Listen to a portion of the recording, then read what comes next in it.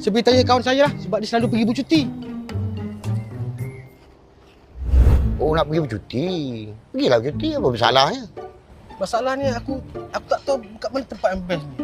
Kau tahu mana tempat yang best je? Ah, banyak ada kat Malaysia ni. Tapi aku rasa aku nak pergi Langkawi lah, Jeb. Okey, Jeb. Oh, kau nak pergi Langkawi? Langkawi tak boleh. Kau tak ada mak TikTok ke? Kau nak masuk Langkawi, kau nak ada Lamborghini. Tak ada? Ish, Lamborghini, Jeb. Mana ada, kau gila. Habis kau ada kereta apa? Aku Honda City ada lah, Jeb. Itu pun ada ipar aku punya. Ish, Honda City? Honda City tak boleh. Honda City kau boleh pergi Johor je. Lah Johor boleh. Aduh. Kalau macam tu aku pinjam kereta abang ipar aku je lah. Kereta apa? Kereta Wira Tebu.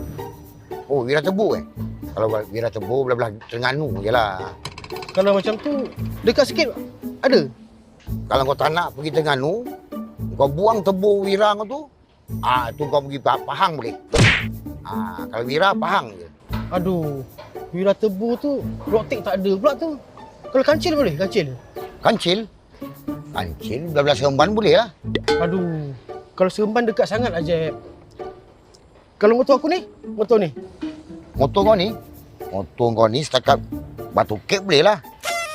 Kalau lajak-lajak sikit pun, Sungai Buloh agaknya. Kau jangan hina motor aku ni, Jeb.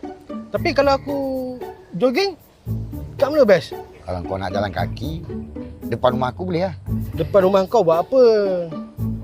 Aku nak jauh sikit. Oh, kau nak pergi jauh sikit eh?